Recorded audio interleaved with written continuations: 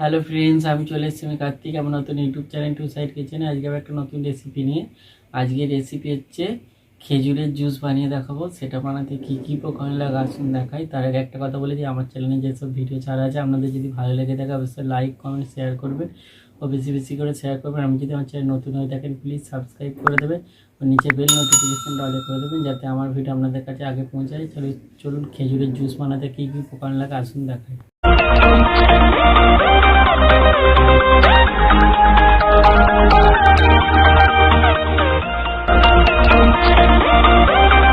চলুন তাহলে খেজুরের জুস বানাতে কি কি উপকরণ লাগে দেখিয়ে দিই। তার আগে একটা কথা বলে দিই, ভিডিওটা প্রথম থেকে শেষ অবধি দেখার অনুরোধ রইল। তাহলে চলুন রেসিপিটা শুরু করি। এখানে আমি 1 বাটির মতো খেজুর নিয়ে নিয়েছি, এখানে পরিমাণ মতো চিনি নিয়েছি আর পরিমাণ মতো দুধ নিয়েছি। তাহলে চলুন রেসিপিটা শুরু করি। খেজুরের দানাগুলো ছাড়িয়ে নেব, মানে দানাটা ফেলে দেবো। ছাড়িয়ে নিয়েছি, এভাবে ছাড়িয়ে সবগুলো আমি এতে দিয়ে দেবো। খেজুরটা সবগুলো ছাড়িয়ে নিয়েছি, এবার আমি এর মধ্যে দিয়ে দেবো লিকুইড দুধটা, চিনি দিয়ে দেবো, পেস্ট করে নেব।